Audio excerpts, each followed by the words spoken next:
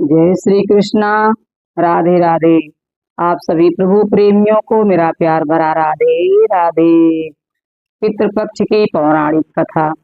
हिंदू धर्म में पितृपक्ष की अवधि को बहुत ही महत्वपूर्ण माना जाता है। इस अवधि में पितरों के निमित्त श्राद्ध, तर्पण और पिंडदान आदि करने का विधान है। माना जाता है कि इससे उन्हें तृप्ति मिलती है और वे हमें सुख समृद्धि का आशीर्वाद देते हैं। यह भाद्रपद पूर्णिमा से अश्विनी अमावस्या तक चलता है। पितर पक्ष में तर्पण और पिंडदान से पितर प्रसन्न होते हैं। पितर पक्ष लगभग 15 दिन की अवधि होती है। इसमें लोग अपने पूर्वज को भोजन व तर्पण आदि कर उन्हें श्रद्धांजलि देते हैं। माना जाता है कि इस समय पितृलोक से धरती पर आते हैं। देखा जाए तो यह पितरों की कृपा प्राप्ति के लिए एक उत्तम समय माना गया है।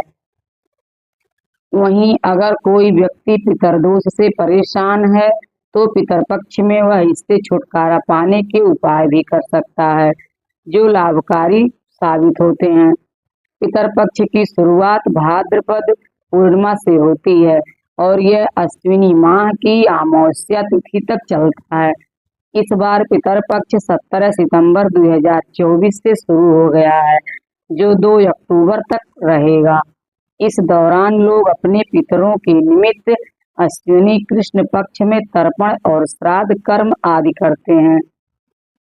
इन्हीं श्राद्धों के नाम से भी जाना जाता है। अभी पितर पक्ष चल रहा है और 16 दिन के श्राद्ध पक्ष में सनातन धर्मी अपने पितरों को याद करते हैं और उनकी आत्मा की शांति के लिए सभी वैदिक अनुष्ठान करते हैं। लेकिन बहुत कम लोग जानते हैं कि 16 दिन का पितर पक्ष दानवीर कर्ण की भूल के कारण मनाया जाता है और कर्ण के ही कारण पितृपक्ष मनाने की परंपरा शुरू हुई थी। आइए जानते हैं इसके पीछे क्या है धार्मिक मान्यता। पुराणों के मुताबिक पितृपक्ष में दान पुण्य का विशेष विधान होता है और इसका फल जीवात्मा को स्वर्गलोक में प्राप्त होता है। महाभारत के अनुसार सबसे पहले महातपस्वी अत्रि ने महर्षि निमि को श्राद्ध के बारे में उपदेश दिया था। इसके बाद महर्षि निमि ने श्राद्ध करना शुरू कर दिया। महर्षि को देखकर अन्य ऋषियों मुनियों ने पितरों को अन्न देने लगे। लगातार श्राद्ध का भोजन करते करते देवता और पितर पूर्ण हो गए। पुराणों में भी पितृपक्ष को बहुत अधिक महत्व दिया गया है। कई सारी पौराणिक और लोक कथाओं में भी इसका वर्णन है, लेकिन बहुत कम लोगों को यह पता होगा कि महाभारत में श्राद्ध क्यों किया गया था। बता दें कि पितरपक्ष में श्राद्ध की शुरुआत महाभारत काल से चली आ रही है। श्राद्ध कर्म की जानकारी भीष्म पितामह ने युधिष्ठिर को दी थी। इसके पीछे की पूरी कहानी यह है कि हिंदू धर्म में पितर को 84 लाख योनियों में से एक माना गया है। मान्यता है कि विभिन्न लोकों में रहने वाले ये दिव्य आत्माएं संतुष्ट होने पर व्यक्ति अपना आशीर्वाद बरसाती हैं, जिससे मनुष्य को धन, यश, कीर्ति आदि की प्राप्ति होती है और कुल की वृद्धि होती है।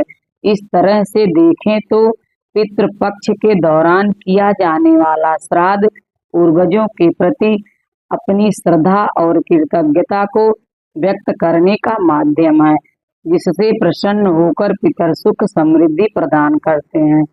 मान्यता है कि जब मृत्यु के बाद सूर्य पुत्र कर्ण की आत्मा स्वर्ग पहुंची तो उन्हें वहां खाने के लिए भोजन की बजाय ढेर सारा स्वर्ण दिया गया। तब उन्होंने इंद्र देवता से इसका कारण पूछा। इंद्रदेव ने कर्ण को बताया कि पृथ्वी पर रहते हुए उन्होंने कभी भी अपने पितरों के निमित्त भोजन, दान, तर्पण आदि नहीं किया। तब दानवीर कर्ण ने जवाब दिया कि उन्हें अपने पूर्वजों के बारे में कुछ भी ज्ञात नहीं था, इसलिए अनजाने में उनसे यह भूल हुई।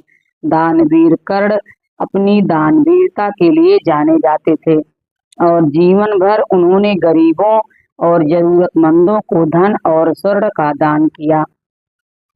अपने द्वार पर आने वाले किसी भी व्यक्ति को उन्होंने बिना धन दिए लौटने नहीं दिया। लेकिन दानवीर कर्ण ने अपने जीवन काल में अन्नदान नहीं किया। अंतिम समय में जब कर्ण ने मृत्यु लोक छोड़ा और स्वर्ग पहुंचे तो उन्हें खूब सोना दिया गया और खाने के लिए कुछ भी नहीं दिया गया। कर्ण ने जब भगवान इंद्र से इसका कारण पूछा तो देवराज इंद्र ने बताया कि उन्होंने जीवन भर सोना ही दान किया है और पितरों की आत्मा की शांति के लिए कभी भी अन्न दान नहीं किया, इसलिए उन्हें अन्न नहीं दिया गया। तब कर्ण ने इस बात को लेकर अनभिज्ञता जाहिर करते हुए कहा कि मुझे अन्नदान के महत्व की जानकारी नहीं थी। दानवीर कर्ण को जब अपनी गलती का एहसास हुआ तो उन्हें अपनी गलती सुधारने के लिए एक बार 16 दिन के लिए धरती पर भेजा गया था। इन 16 दिनों में दानवीर कर्ण ने अपने पूर्वजों को याद करते हुए तर्पण किया, भूखे और गरीबों को अन्न दिया और फिर स्वर्गलोक चले गए। ऐसी मान्यता है कि तभी से 16 दिन का पितृपक्ष मनाने की परंपरा चल रही है और इस दौरान लोग अपने मृत पूर्वजों को याद कर भोजन का आयोजन करते हैं।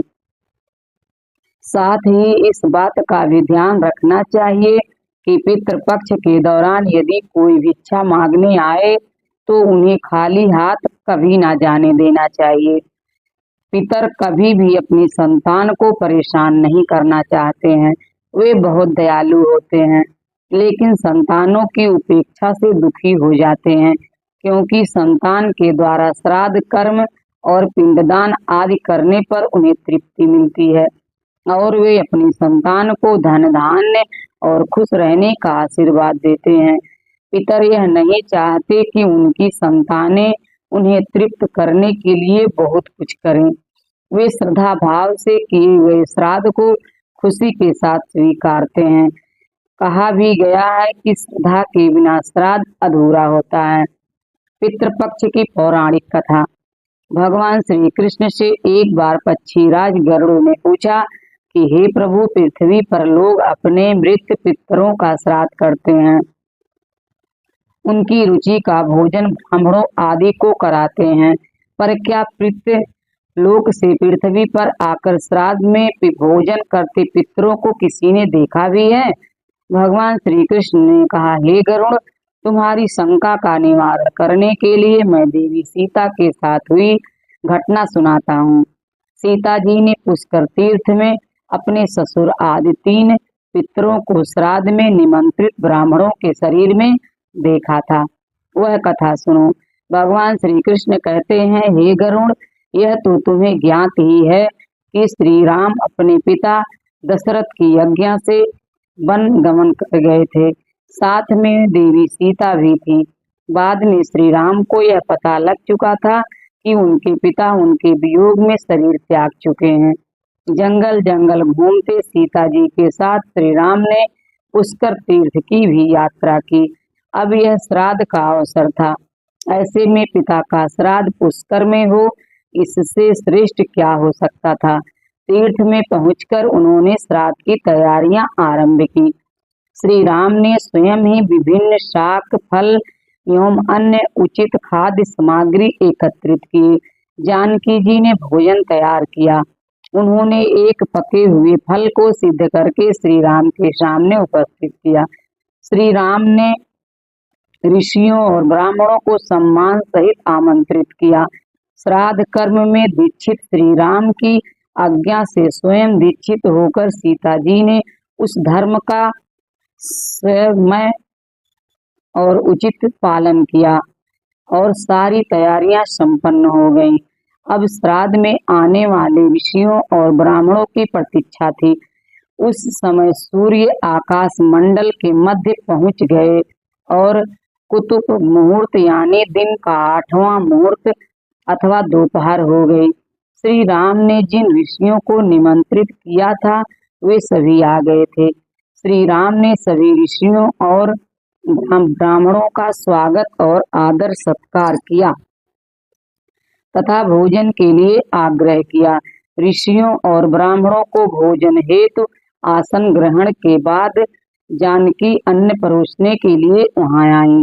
उन्होंने कुछ भोजन बड़े ही भक्ति भाव से ऋषियों के समक्ष उनके पत्तों में बनी थाल पर परोसा।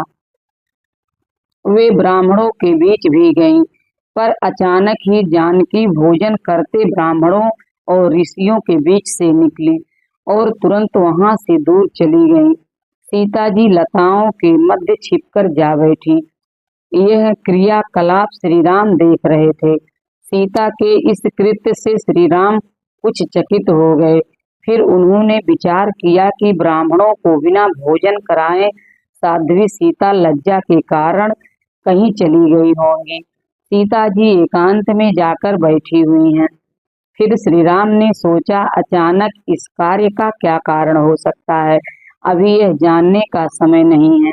जानकी से इस बात को जानने से पहले मैं इन ब्राह्मणों को भोजन करा लूं, फिर उनसे बात कर कारण समझूंगा। ऐसा विचार कर श्री राम ने स्वयं उन ब्राह्मणों को भोजन कराया। भोजन के बाद ऋषियों को विदा करते समय भी श्री राम के मस्तिष्क में यह बात रह रहकर कौंध रही थी कि सीता ने ऐसा अप्रत्याशित व्यवहार क्यों किया। उन ब्राह्मणों के चले जाने पर श्री राम ने अपनी प्रियतमा सीता जी से पूछा, ब्राह्मणों को देखकर तुम लताओं की ओट में क्यों छिप गई थी। यह उचित नहीं जान पड़ा। इससे ऋषियों के भोजन में व्यवधान हो सकता था, वे कुपित भी हो सकते थे। श्री राम बोले कि हे सीते, तुम्हें तो ज्ञात है कि ऋषियों और ब्राह्मणों को पितरों के प्रतीक माना जाता है। ऐसे में तुमने ऐसा क्यों किया, इसका कारण जानने की इच्छा मुझे अविलंब बताओ। श्री राम ने के ऐसा कहने पर सीता जी मुख नीचे कर सामने खड़ी हो गईं और अपने नेत्रों से आंसू बहाती हुई बोली, हे नाथ, मैंने यहाँ जिस प्रकार का आश्चर्य देखा है उसे आप सुने। इस श्राद्ध में उपस्थित ब्राह्मणों की अगली पांत में मैंने दो महापुरुषों को देखा है जो राजा जैसे प्रतीत हो रहे थे। ऋषियों ब्राह्मणों के बीच सजे धजे राजा महाराजा जैसे महापुरुषों को देख मैं अचरज में थी। तभी मैंने आपके पिता श्री के दर्शन भी किए। वह भी सभी तरह के राजसी वस्त्रों और आभूषणों से सुशोभित थे। आपके पिता को देखकर मैं बिना बताए एकांत में चली आई थी। मुझे न केवल लज्जा का बोध हुआ, वरना मेरे विचार में कुछ और भी आया। तभी निर्णय लिया, हे प्रभु, पेड़ों की छाल, वल्कल और मृग चर्म धारण करके मैं अपने ससुर के सम्मुख कैसे जा सकती थी। मैं आपसे यह सत्य ही कह रही हूँ। अपने हाथ से राजा को मैं वह भोजन कैसे दे सकती थी जिसके दासों के भी दास कभी वैसा भोजन नहीं करते। मिट्टी और पत्तों आदि से बने पात्रों में उस अन्न को रखकर मैं उन्हें कैसे देती। मैं तो वही हूँ जो पहले सभी प्रकार के आभूषणों से सुशोभित रहती थी और आपके पिताश्री मुझे वैसी स्थिति में देख चुके थे। आज मैं इस अवस्था में उनके सामने कैसे जाती, इससे उनके मन को भी क्षोभ होता। मैं उनको क्षोभ में कैसे देख सकती थी, क्या यह कहीं से उचित होता। इन सब कारणों से हुई लज्जा के कारण मैं वापस हो गई और किसी की दृष्टि ना पड़े हम इसलिए सघन लताओं में आ बैठी। गरुड़ जी बोले, हे भगवान, आपकी इस कथा से मेरी शंका का उचित निवारण हो गया है कि श्राद्ध में पितृगण साक्षात प्रकट होते हैं और वे श्राद्ध का भोजन करने वाले ब्राह्मणों में उपस्थित रहते हैं। हर हर महादेव। अगर वीडियो पसंद आई हो तो हमारे चैनल को सब्सक्राइब करें। धन्यवाद।